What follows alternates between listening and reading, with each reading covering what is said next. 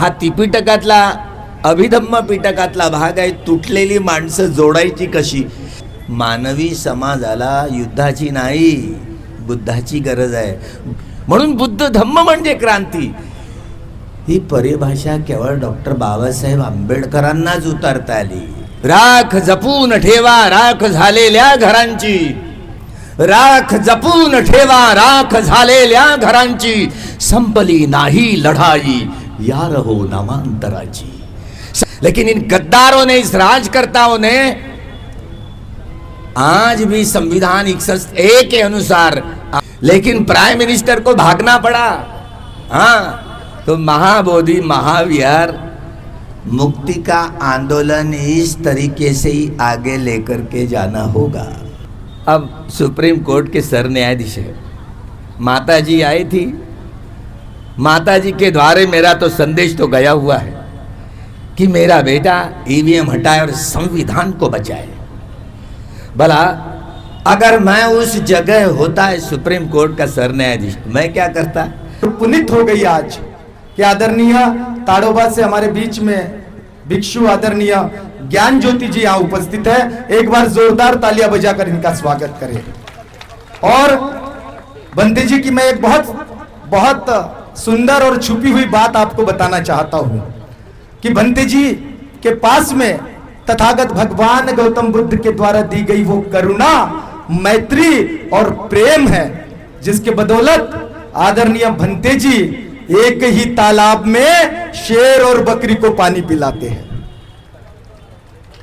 एक ही तालाब में शेर और बकरी को पानी पिलाते हैं. और वो कब हो सकता है, जब तथागत की मैत्री करुणा हमारे साथ में है. आइए आपके तालियों के बीच में आमंत्रित करता हूं पूज्य भंते आदरणीय ज्ञान ज्योति जी.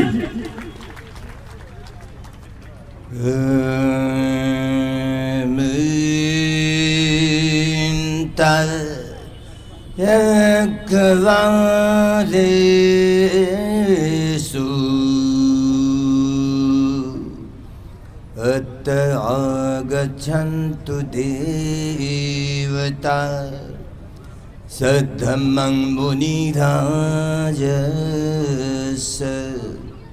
शृण्वन्तु सग्गमोखदं धम्म श्रवणकालोऽयं भदन्ता धम्म श्रवणकालोऽयं भदन्ता.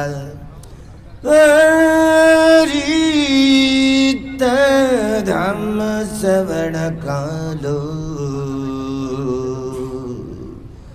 अयं भदन्ता.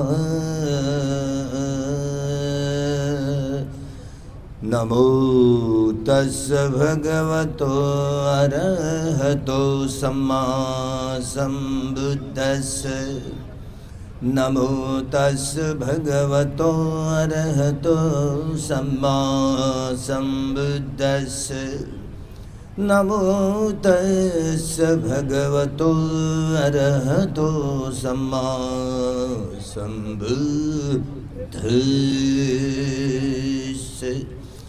ये च बुद्धायतीता च ये च बुद्धाय नागता पच्युपन्ना च ये बुद्धां वन्दामि सर्वदा. ये च धम्मायतीता च ये च धम्माय नागता पच्युपन्ना च ये धम्मां वन्दामि सर्वदा. ये च संघायतीता च ये च संघाय नागता पच्युपन्ना च ये संघां वन्दामि सर्वदा. बुद्ध धम्म म्हणजे क्रांती, ब्राह्मणवाद प्रतिक्रांती. हे शब्दच केवळ डॉक्टर बाबासाहेब आंबेडकरांच्या चित्तातनं उमटले, चित्तातनं प्रकटले, दुसऱ्या व्यक्तीच्या नाही. बुद्ध राजकीय, सामाजिक, आर्थिक, सांस्कृतिक समग्र परिवर्तन, बदल म्हणजे क्रांती हे अपूर्ण सत्य आहे. अपूर्ण सत्य आहे. माणसाकडे मन आहे ना, मन सगळ्या गोष्टीचं केंद्र आहे. डॉक्टर बाबासाहेब आंबेडकरांनी 390 प्रकारच्या स्वभावाची माणसं, रागमूलक, द्वेषमूलक, मोहमूलक, बुद्धिमूलक, भयमूलक, वितर्कमूलक इत्यादी इत्यादी 390 प्रकारच्या स्वभावाची तुम्ही आम्ही माणसं. ते हिंदू असोत, बौद्ध असोत, जैन असोत, शीख असोत, यहुदी असोत, ईसाई असोत, मुस्लिम असोत, ब्राह्मणेतर असोत, कुणी असू दे. रागामूलक, रागरंजित, देशदूषित, मोहमोडीतून सगळी माणसं काम करतायत. दोन व्यक्ती जगात एक नाही. पुग्गल पंयती हा त्रिपिटकातला, अभिधम्म पिटकातला भाग आहे. तुटलेली माणसं जोडायची कशी? केवळ आणि केवळ बोधी ज्ञानानं. हे बोधी मिथ्या नाही, ती सम्यक आहे. केवळ आणि केवळ संबोधी ज्ञानाच्या आधारावर तुटलेली मनं जोडू शकताय. मानवी समाजाला युद्धाची नाही, बुद्धाची गरज आहे. बुद्धाच्या सद्दमानीच हे जग जोडलं जाऊ शकतं. दुसरं जगात कुठलंच औषध नाही. बुद्ध धम्म हा माणसाला माणूस बनवतो, दुसरं जगातलं कुठलं तत्वज्ञान नाही. म्हणून बुद्ध धम्म म्हणजे क्रांती. ही परिभाषा केवळ डॉक्टर बाबासाहेब आंबेडकरांनाच उतारता आली, दुसऱ्या व्यक्तीला नाही. गुरुचंद्रमणी म्हणत, माझ्यापेक्षा कितीतरी महान आहेत डॉक्टर बाबासाहेब. या धर्मांतराच्या लाटेमध्ये आमचे मित्र सुरेश भट, राख जपून ठेवा राख झालेल्या घरांची, राख जपून ठेवा राख झालेल्या घरांची, संपली नाही लढाई यार हो नामांतराची, संपली नाही लढाई यार हो नामांतराची. यह गंदी सरकार, केंद्र सरकार हो या राज्य सरकार, बेईमान सरकार, देशद्रोही सरकार, जो हमारे मूलभूत हक, मूलभूत, अभी इस राज में जनतंत्र है ना, तो इस जनतंत्र में एक व्यक्ति, एक मत, एक मूल्य, बाबा साहब के इस संविधान ने इस देश के हर नागरिक को प्रदान किया, हर नागरिकों को प्रदान किया. अब रानी के पेट से, कोख से कोई राजा उत्पन्न नहीं होगा, बैलेट पेपर से, मत पत्रिका से. लेकिन इन गद्दारों ने, इस राजकर्ताओं ने आज भी संविधान 61A के अनुसार आज भी बैलेट पेपर पर चुनाव होना चाहिए, मूलभूत नियम है. लेकिन ईवीएम लाद करके हमारे मूलभूत अधिकारों का हनन किया है. परसों हमारे एक मित्र वामन मेश्राम जी, जहां मोदी जी चुनाव लड़े वाराणसी में, वहां 11 लाख वोटरों ने वोट डाला, 11 लाख. अब गिनती हुई कितने वोटों ने, तो 12,86,000. कहां से इतने आए? महाराष्ट्र में विधानसभा का चुनाव हुआ, 5 बजने के बाद 76 लाख ये वोट कहां से आए? तो चुनाव आयोग के पास में जवाब नहीं. तो भला ये वोट चोरी का मामला अब ये छिपा नहीं रह पाता. हमारे चंद्रपुर जिले में गुगुस में 2 पति पत्नी और 2 बच्चे, 2 ही वोटर है, 350 घर का नंबर है, लेकिन 121 लोग मतदाता है उस मकान में. कहां से लेकर के आए वोट लिस्ट? ये चुनाव आयोग की है. तो भला चुनाव आयोग भी चोर है और ये देश की सरकार भी चोर है. संविधान के आधार पर नहीं, संविधान का नाम तो लिया, लेकिन संविधान का नाम तो लेते हैं, बाबा साहब का नाम तो लेते हैं, लेकिन बाबा साहब के संविधान को, जड़ों को बदलते हैं. बदल दिया ना. क्या किया? महमूद प्राचार्य जी ने वो इन्हें चुनाव फुटेज दीजिए करके हाईकोर्ट ने निर्णय दिया. सेंडी वाले इस सरकार ने फिर से केंद्र सरकार में यह फुटेज भी नहीं देने का रूल बना, हम नहीं दे पाते. अच्छा, वह अब यह डिग्री का सवाल है, मोदी जी की फेक डिग्री. अब ये सामने अभी छुपा नहीं पाएंगे.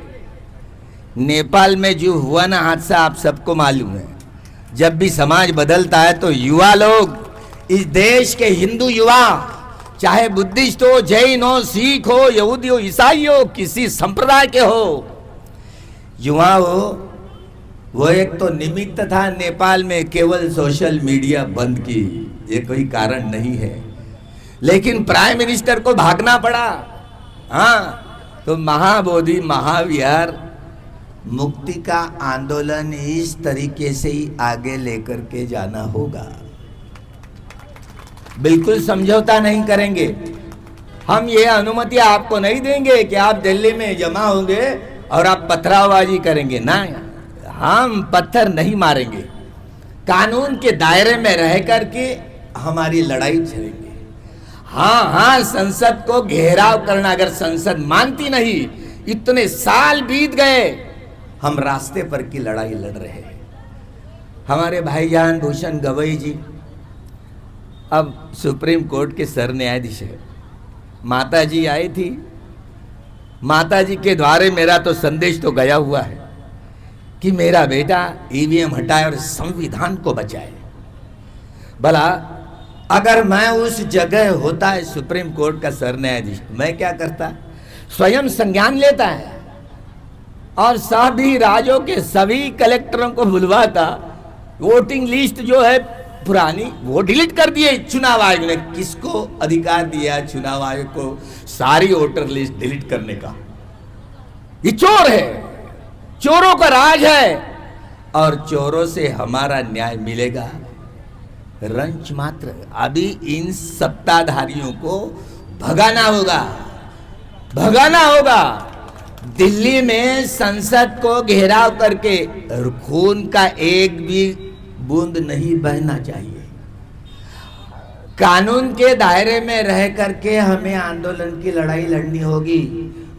जैसे युवा लोगों ने नेपाल में जो पथरावबाजी की और बस सुप्रीम कोर्ट का भी जला दिया है, संसद को भी जला दिया है, तो ऐसा नहीं करेंगे। हम जलाने की बात नहीं करेंगे, हम हमारा तंबू लेकर के वहां बैठेंगे, घेराव करेंगे।